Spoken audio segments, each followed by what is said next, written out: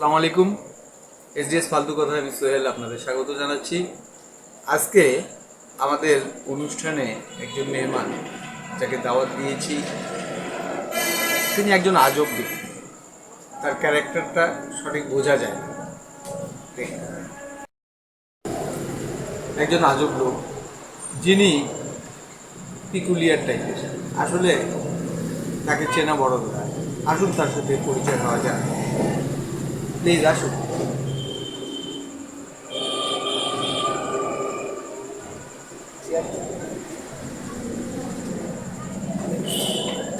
আসসালামু আলাইকুম। জুতা খুলে গেল,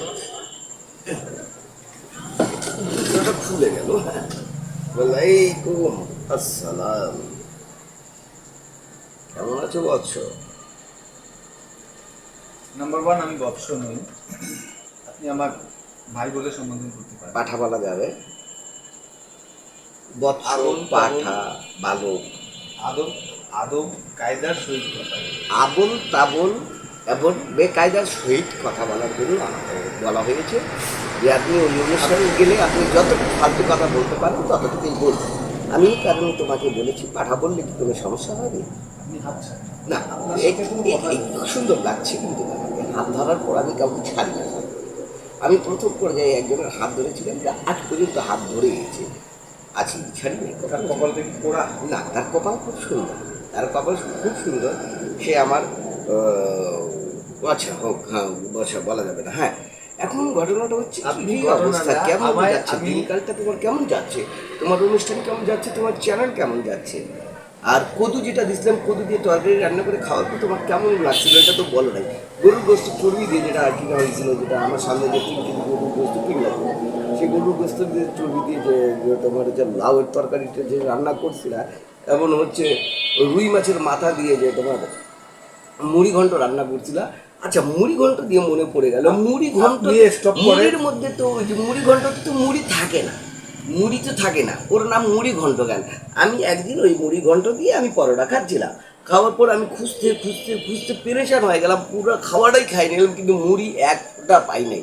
তারপরে মানুষ এটাকে মুড়ি ঘন্ট বলে, মুড়ি ঘন্ট বলে, মুড়ি ঘন্ট বলে, অথচ মুড়ির কোনো আলামত নাই। আচ্ছা, ঘন্ট দিয়ে মনে পড়ে গেল, আচ্ছা আলু দিয়ে গরুর গোস্ত দিয়ে কি ঘন্ট খাইছে কখনো? আলু ঘন্ট বলো এটাকে। আলু ঘন্টটা খুব সুস্বাদু, এবং তুমি গরম ভাত অথবা গরম রুটি দিয়ে যদি খাও তবে যা টেস্ট পাওয়া যায়, মুখের মধ্যে লাগা থাকে। আর লাগা থেকে মনে পড়ে গেল, বাংলাদেশে আবার কেন যেন রাজনীতি একের সাথে একজন লাগে যাচ্ছে, এর সাথে ওই লাগে যাচ্ছে, ওর সাথে ওই লাগে যাচ্ছে, এই লাগালাগি দিয়ে এখন এই অবস্থায় যে রাজনৈতিক একটা বিশৃঙ্খলার সৃষ্টি হচ্ছে, আগামীতে জানি না যে আমাদের দেশে কি অবস্থাটা হবে। যাই ও অবস্থা থেকে মনে পড়ে গেল এখন বাংলাদেশের কেমন অবস্থা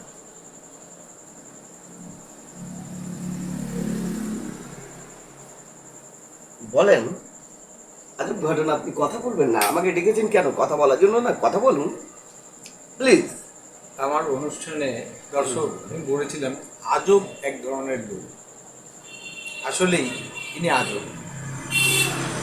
একটা অনুষ্ঠানের কিছু অংশ থাকে, সে অংশের তোয়াক্কা না করে যে ধরনের লোক কথা বলে, না, তার সাথে অংশ কথা থেকে মনে পড়ে গেল, সেটা হচ্ছে না না না রচনার মধ্যে, না না কোনো কথাই নাই। রচনার মধ্যে অংশ থাকে। যেমন তুমি লিখতেছো একটা গরুর রচনা, একটা কিসের রচনা লিখতেছো? গরুর রচনা। তার মধ্যে থাকে সূচনা, বর্ণনা, তারপর সবার শেষে চলে যায় উপসংহার বা উপহার, যেটাই খুশি সেটা বলো না কেন, এগুলো নিয়ে একটা রচনা হয়। কিন্তু অনুষ্ঠানের মধ্যে কিসের রচনা? অনুষ্ঠানে তো কথা বলতেছি। ও, রচনা ব্যানার্জি থেকে মনে পড়ে গেল, দিদি নাম্বার ওয়ান একটা অনুষ্ঠান করে রচনা ব্যানার্জি, সে কিন্তু অমিতাভ বচ্চনের সাথে একটা ছবি করবে। না না, আমার অনুষ্ঠানের মধ্যে আরে ঘটনা শুনে তারপর তোমার হচ্ছে কি কয়, ঘটনা হচ্ছে ওই অমিতাভ বচ্চনের সাথে একটা ছবি করছিল জানো, সূর্যা গানসম।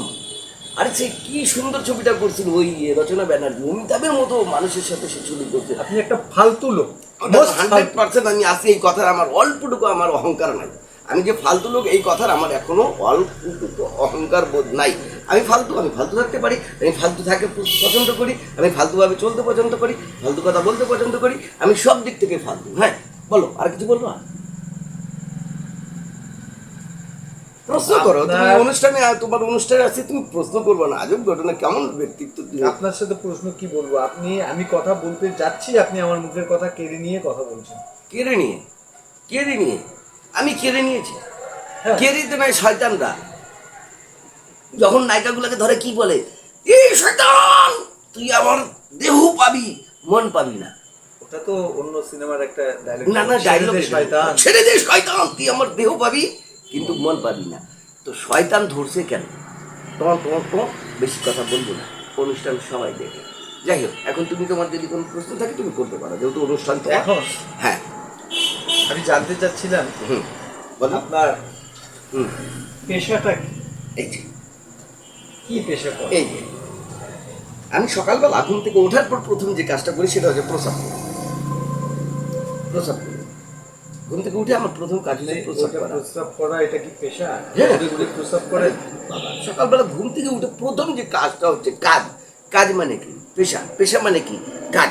সে কাজটা যেটা করি সেটা হচ্ছে আমি এই কাজ দিয়ে প্রসাব আপনি করি। অর্থ উপার্জন করেন, সেটাকেই পেশা বলা হয়। অর্থ উপার্জন, অর্থ উপার্জন থেকে মনে পড়ে গেল, অর্থ উপার্জন করে কি করবে? অর্থ উপার্জন করে কি করবে? পৃথিবীতে অর্থ সব। বর্তমানে বাংলাদেশ থমকে আছে, হ্যাঁ, এরকম একটা অবস্থা চলছে। অবস্থা চলছে। এটার ব্যাপারে আপনার মন্তব্য? একটা গান মনে পড়ে গেল, তোমার থমকে থাকে, থমকে থমকে থমকে চলছে, এটা একটা গান মনে পড়ে। কি গান জানো? আবার নতুন করে জীবন সাগর তীরে ঘর বাঁধলাম, দেখবো না ভুল করে কোনোদিন স্মৃতির রঙিন আয়না, আয়না তুমি হৃদয়ের আয়না। এটা দিয়ে আপনি কি বোঝাতে চান? দেখো, বর্তমান যে সরকার আছে, তোমরা ওইটাকে ইন প্ল্যানিং গভর্নমেন্ট বলো না কি বলো আমি জানি না। Interim government. In planning government. In planning না, ইন্টারিম গভর্নমেন্ট মানে আস্তে আস্তে বলো, বলো। Interim government. In interim government. In কা রিং রিং। রিম। আবার বলো, ইন কা রিং গভর্নমেন্ট। রিং মানে কাপড় ধোয়ার রিং না কি? এটা কি? মানে আমাকে তুমি ইংলিশটা শিখিয়ে দাও দর্শক ভাই। আমি ইনাকে একটা ইংলিশ শিখায় আসছি, আপনারা একটা বিরতি। দর্শক, বিরতির পর আপনাদের স্বাগত জানাচ্ছি। আমাদের মেহমান ইন্টারিম গভর্নমেন্ট কথাটা বলতে পারছিলেন না, তো আসুন তার সাথে কথা বলি। এখন বলতে পারছি। আসলাম। আপনাকে না বলুন। ও আচ্ছা, হ্যাঁ। ইন্টারিম গভর্নমেন্ট এখন তো বুঝতে in planning government. In planning নয়, ইন্টারিম। আচ্ছা যাই হোক, আমি আপনাকে বাংলায় বলি। অন্তর্বর্তীকালীন সরকার। অন্তর্বর্তীকালীন সরকার। অন্তর্বর্তীকালীন নয়, অন্তর্বর্তীকালীন সরকার। আসলে যে সরকার চলে যায় এবং আগত যে সরকার, নতুন সরকার আসবে, এর মাঝামাঝি যে সময়টুকু যারা দেশ পরিচালনা করেন তাদেরকে বলা হয় ইন্টারিম গভর্নমেন্ট বা অন্তর্বর্তীকালীন সরকার। এখন কি বুঝাতে পারছি? আগে তো আমি জানতাম টেক কেয়ার সরকার। টেক কেয়ার সরকার, এটা তত্ত্বাবধায়ক সরকার বলা হতো। টেক কেয়ার সরকার, এটা আমি জানতাম। এখন ইন্টারিম গভর্নমেন্ট, ওই মধ্যবর্তী যে সময়টা গ্যাপ আছে সেই তো টেক কেয়ার সরকারও বলা যায় না, অন্তর্বর্তীকালীন সরকারই বলতে হবে। আচ্ছা, অন্তর্বর্তীকালীন সরকার। এই এখন এই তো বলতে পারছি না। অন্তর্বর্তীকালীন সরকার, অন্তর্বর্তীকালীন অন্তর্বর্তীকালীন সরকার। অন্তর্বর্তন, আচ্ছা, অন্তর্বর্তনকালীন সরকার। আচ্ছা, হ্যাঁ, যেটা হয় হোক, আমার মুখে আসছে না ভাই, আমি মূর্খ সূর্খ মানুষ বাবু, কিছু জানি না। তাহলে আপনাকে আমি এই দেশের কিভাবে রং বলবো? তামাশা আমি আপনার- কিছুই জানি না। আমি যতটুকু জানছি আপনার বিষয়ে, যে আপনি মোটামুটি রাজনীতির বিষয়ে পোকা বা অভিজ্ঞ। হ্যাঁ, আমি আন্দোলন, বে আন্দোলন, স্ব আন্দোলন, স্বতন্ত্র আন্দোলন, এগুলোতে আমি পোকা। কিন্তু যখন এই ধরনের শব্দ যখন আসে, শব্দ ভাণ্ডারে আমি কাঁচা, অজ্ঞ, দুর্বল, অজ্ঞ। তো যাই হোক, আর ইংলিশে বাংলাদেশ অনর্গল কথা বলতে পারি, ইংলিশে কিন্তু আমি থামি না বাবু। বাংলাদেশ থমকে আছে, থমকে আছে। থেমে আছে। আচ্ছা, এটার বিষয়ে আপনার মন্তব্য কি? বক্তব্য দেবো না, মন্তব্য করি। আপনার মন্তব্যটা জানতে চাচ্ছিলাম যে বাংলাদেশ বর্তমানে ইন্টারিম গভর্নমেন্ট বা অন্তর্বর্তীকালীন সরকারের সময় বিভিন্ন দিক থেকে থমকে আছে, এটার বিষয়ে আপনি আলোকপাত করেন। আলোকপাত করবো কি বিষয়ে আলোকপাত করবো? দর্শক, আমাদের যিনি গেস্ট, আপনার নামটা প্লিজ? কদমিয়া। কদু মিয়া। আমি জানতাম উনি একজন জ্ঞানী ব্যক্তি, রাজনীতির পোকা, রাজনীতির বিষয়ে ভালো জানেন। আমি কিছু বলতে পারছি না। চা বিস্কিট আনাও না? তা আসলে চা বিস্কিট এখানে হয় না, আপনার মতো লোককে তো আরো চা বিস্কিট দেওয়া একটু উচিত চিপস না? আনো, একটা চিপস খাই। হ্যাঁ, ইনি রাজনীতির বিষয়ে কথা বলতে মনে হয় অজ্ঞ। নতুন একজনের সাথে আমরা আলাপ করব, আশা করছি তিনি হয়তো বা আমাদের প্রশ্নের উত্তর দিতে পারবেন। আল্লাহ হাফিজ।